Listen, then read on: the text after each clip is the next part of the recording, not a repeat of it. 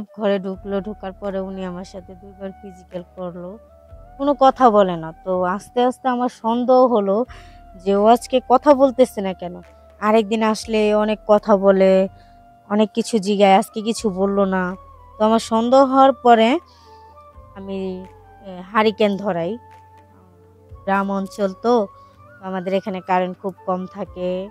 আর বেশিরভাগ আমরা হারিকেন জ্বালাই, এই ঘরে আলো হয়। তো হারিকেন জ্বালানোর পরে দেখি যে এই ছেলে আমাদের চিঠি আদান-প্রদান করে, অর্থাৎ পিয়ন, তার সাথেই আমি। ১ম এ রাগ হলেও পরে ভাবলাম যাক, যা হওয়ার তো হয়েই গেছে। আমার প্রেমিকের চেয়েও তো ভালো মজা দিতে পারে। তো চিন্তা ভাবনা করে দেখলাম যে থাক, দুজনেই থাক। প্রেমিকও থাক, পিয়নও থাক। কারণ প্রেমিকের চেয়ে পিয়নে ভালোই পারে। সেই ভাইবা চিন্তা পিয়নকে আর কিছু বললাম না। তো তখন বললাম, ঠিক আছে, অনেক কিছু হয়েছে, ভালো থাকো।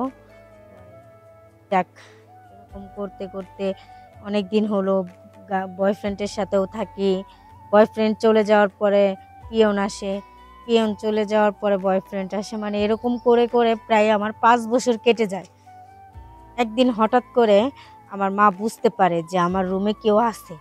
তখন আমার মা আমাকে পিছন থেকে ডাক দিয়ে বলে, "তোর রুমে কে আছে? দরজাটা খুল।" তখন বললাম, "মা, আমার রুমে কেউ নেই।" এখন কি করব?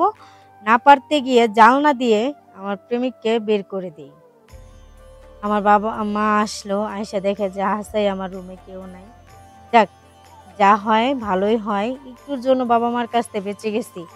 তো বাবা-মা যাওয়ার পরেই আমার পিয়ন আসে। আসার পরে পিয়নের সাথেও খুব ভালো ফিজিক্যাল লাইফ হয়। খুব ভালো লাগলো। আসসালামু আলাইকুম। আশা করি সবাই ভালো আছেন। হ্যাঁ, আমি ভালো আছি। এখন আমি ছোট্ট একটা গল্প বলবো। সেই গল্পটা যদি সবার ভালো লাগে, অবশ্যই লাইক, কমেন্ট, শেয়ার করবেন। আর সবার কাছে দোয়া চাচ্ছি, আমি যাতে এরকম গল্প আরও বলতে পারি, সেই সুযোগটা আমাকে সবাই দিবেন। তো আমি মেইন গল্পে আসতেছি। আমি মধ্যবিত্ত এক ফ্যামিলির মেয়ে। তো আমার বাবা যে ইনকাম করে সেটা দিয়ে সংসার খরচ, আমার স্কুল খরচ, ওগুলাই চলে। কিন্তু আমার বাবা আমাকে ফোন কিনে দিতে পারতো না। আমি বাবাকে অনেকবার বলছি, "বাবা, আমাকে একটা মোবাইল কিনে দাও।" কিন্তু বাবা দিত না। কারণ বাবার সেই সামর্থ্য ছিল না। তো আমি একটা ছেলেকে ভালোবাসতাম। তো ওর সাথে যোগাযোগ করতেও তো আমার একটা ফোন লাগতো। বাবা দিত না। তো আমার বাড়ির পাশে একটা ছেলে আছে, যে ও আমার চিঠি লিখে দিতাম। ও আমার প্রেমিকের কাছে দিত এবং কি আদান-প্রদান করে নিত। তো এরকমভাবে অনেকদিন চলে যায়। আমার প্রেমিক আমার বাড়িতে আসে, যায়, আসে, যায়। করতে, করতে প্রায় ১ বছর হয়ে গেছে। পরে একদিন চিঠিতে লিখছি যে রাত ১২টা বাজে তুমি আমার বাড়িতে আসবা আমার সাথে দেখা করতে। তো পরে আসার পরে আসছে, কোনো কথা বলে নাই। চুপচাপ ঘরে ঢুকলো, ঢোকার পরে উনি আমার সাথে ২ বার ফিজিক্যাল করলো। কোনো কথা বলে না। তো আস্তে, আস্তে আমার সন্দেহ হলো যে ও আজকে কথা বলতেছে না কেন? আরেকদিন আসলে অনেক কথা বলে, অনেক কিছু জিগায়, আজকে কিছু বলল না। তো আমার সন্দেহ হওয়ার পরে আমি হারিকেন ধরাই। গ্রাম অঞ্চল তো, আমাদের এখানে কারেন্ট খুব কম থাকে। আর বেশিরভাগ আমরা হারিকেন জ্বালাই, এই ঘরে আলো হয়। তো হারিকেন জ্বালানোর পরে দেখি যে এই ছেলে আমাদের চিঠি আদান-প্রদান করে, অর্থাৎ পিয়ন, তার সাথেই আমি। ১ম এ রাগ হলেও পরে ভাবলাম যাক, যা হওয়ার তো হয়েই গেছে। আমার প্রেমিকের চেয়েও তো ভালো মজা দিতে পারে। তো চিন্তা ভাবনা করে দেখলাম যে থাক, দুজনেই থাক। প্রেমিকও থাক, পিয়নও থাক। কারণ প্রেমিকের চেয়ে পিয়নে ভালোই পারে। সেই ভাইবা চিন্তা পিয়নকে আর কিছু বললাম না। তো তখন বললাম, ঠিক আছে, অনেক কিছু হয়েছে, ভালো থাকো। যাক, এরকম করতে, করতে অনেকদিন হলো বয়ফ্রেন্ডের সাথেও থাকি। বয়ফ্রেন্ড চলে যাওয়ার পরে পিয়ন আসে। পিয়ন চলে যাওয়ার পরে বয়ফ্রেন্ড আসে। মানে এরকম করে, করে প্রায় আমার ৫ বছর কেটে যায়।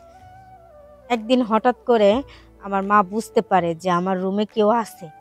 তখন আমার মা আমাকে পিছন থেকে ডাক দিয়ে বলে, "তোর রুমে কে আছে? দরজাটা খুল।" তখন বললাম, "মা, আমার রুমে কেউ নেই।" এখন কি করব? না পারতে গিয়ে জানলা দিয়ে আমার প্রেমিককে বের করে দেই। আমার বাবা মা আসলো, আয়সা দেখে যে হাসাই আমার রুমে কেউ নাই। যাক, যা হয় ভালোই হয়, একটুর জন্য বাবা মার কাছ থেকে বেঁচে গেছি। তো বাবা মা যাওয়ার পরেই আমার পিয়ন আসে, আসার পরে পিয়নের সাথেও খুব ভালো ফিজিক্যাল লাইফ হয়, খুব ভালো লাগলো। তাহলে এখন দেখতেছি যে আমার প্রেমিকের চেয়ে পিয়নই খুব ভালো পারে, ওকেই ভালো লাগতে শুরু হয়। যাক, পরে মনে মনে ভাবলাম যে দুইজনই থাক, এটাই ভালো হবে। সে আসবে, একজন আসবে আরেকজন যাবে, এরকম হলে আমার ভালো হবে। এরকম করতে করতে করতে করতে প্রায় 5 বছর আমাদের কেটে যায়। কেটে যাওয়ার পরে ভালোই কাটতেছিল। একদিন হঠাৎ করে আমার প্রেমিককে জিজ্ঞেস করে, আচ্ছা, আহ, চলো আমরা বিয়ে করে নিই। পরে ভাবলাম যে এত তাড়াতাড়ি বিয়ে করব, লেখাপড়া এখনো শেষই হয়নি, লেখাপড়া শুরু করছি। তো ওকে বললাম, দেখো আমরা যেমনি সময় কাটাচ্ছি এইভাবেই থাক, যখন মেট্রিক পরীক্ষা দিব তারপরে বিয়ে চিন্তা ভাবনা করবো। কিন্তু ও তো মানতেই চাচ্ছে না ও আমাকে বিয়ে করবে। এখন আমি তো চাচ্ছি ওকে বিয়ে করব না, কারণ আমার এইভাবেই ভালো। ওর সাথে বিয়ে হলে তো পিয়ন আর আমার বাড়িতে আসতে পারবে না। পিয়নকে তো আমার খুব ভালো লাগে, কারণ ওর চেয়েও ভালো দেয়। তো ওরে আমি বলতে পারতেছি না যে বিয়ে করতে পারবো না। ও আমার কথা বুঝতেই পারতেছে না, বুঝতেই চায় না, ও আমাকে বিয়ে করবেই। আচ্ছা ঠিক আছে, তাহলে আমাকে কিছুদিন সময় দাও, আমি ভেবে তোমাকে বলতেছি তোমাকে বিয়ে করবো কিনা। তো এরকম করতে করতে প্রায় 1 সপ্তাহ হয়ে গেছে, ও আসে না। পিয়ন আমার কাছে আসে যায়, 1 সপ্তাহ ওর সাথে আমার কোনো যোগাযোগ নাই। হঠাৎ একদিন বলল, তুমি কি আমার সাথে যোগাযোগ বন্ধ করে দিচ্ছ, আমার ফোন ধরছ না, তোমাকে বললাম বিয়ে করব, তুমি তার কোনো উত্তর দিচ্ছ না। পরে আমি বলি, দেখেন আপনার সাথে আর আমি সম্পর্ক রাখতে চাই না, আপনি আপনার মতো থাকেন, আমি আমার মতো থাকি। আপনার সাথে রিলেশন করছি ঠিক আছে, আপনিও মজা মারছেন আমিও মজা মারছি, এই জন্য যে আপনাকে আমার বিয়ে করতে হবে এটা কোথাও লেখা নাই। তো ভাই আজকের পর থেকে আপনার সাথে সম্পর্ক রাখতে পারবো না, আপনি আপনার মতো থাকেন, আমি আমার মতো থাকি। এই কথা বলে আমি ওর কাছ থেকে চলে আসি। পরে রাত্রে ফোন দেই পিয়নকে যে তুমি আমার বাসায় আসো। পরে আসার পরে ওকে বললাম, দেখো এরকম এরকম বলতেছে, তো আমি কি করবো। পরে পিয়ন বলে, তোমার যেটা ভালো লাগে তুমি সেটাই করো, তুমি বিয়ে করলেও করতে পারো, নাও করতে পারো, এটা নিয়ে আমি কিছু বলতে পারবো না। পরে আমি পিয়নকে বললাম, আমি তো এখন ওর চেয়ে তোমাকে বেশি ভালোবাসি, আমি তোমাকে বিয়ে করব। পিয়ন বলল, পাগল হয়ে গেছো নাকি, তোমাকে আমি বিয়ে করব? আমার ঘরে বউ আছে, বাচ্চা আছে, তো তোমার সাথে তো জাস্ট মজা মারছি, তোমারও মজা লাগছে আমারও লাগছে। এই কথা শোনার পরে আমার মনে হয় যে আমার মাথার উপর আসমান ভেঙে পড়ছে। ওই ছেলের জন্য আমি আমার 5 বছরের রিলেশনটা বন্ধ করে দিছি, আর ও আজকে এই কথা বলতেছে। তাহলে দেখেন, অতি লোভে তাঁতি নষ্ট, বেশি লোভ করছি দেখা আমার আমও গেছে ছালাও গেছে। তো দেখেন, একটা জিনিস পাইতে যায় আরেকটা জিনিস হারাই ফেলছি। বলে না, মুরব্বীরা সব সময় বলে চকচক করলে নাকি সোনা হয় না। তো আমি ওরে চকচক করতে দেখে সোনা ভাইবা কাচের মধ্যে হাত দিছি, সেজন্য আজকে আমার এই অবস্থা। তো সবার কাছে বলি, আমার মতো এরকম ভুল করবেন না। যে আপনাকে চায় আপনি তাকে চান না, আর যে আপনাকে চায় না আপনি তাকে চান। সব সময় চেষ্টা করবেন, যে আপনাকে চায় আপনি তাকে চাওয়ার চেষ্টা করবেন, যে যাকে আপনি চান সে আপনাকে চায় না। তো দেখেন, আমি সামান্য ভুলের কারণে আজকে আমার 2 দিকই চলে গেল। ওর জন্য আমি ওকে না করছি, এখন ওই আমাকে ছেড়ে চলে গেছে। তো আমি ভুল করছি, সেই ভুলের ক্ষমা হয়তো বা আমি পাবো না, কারণ আমি একজনের মনে কষ্ট দিছি। তো আমি সবার কাছে মাপ চাচ্ছি, সবাই আমার জন্য দোয়া করবেন।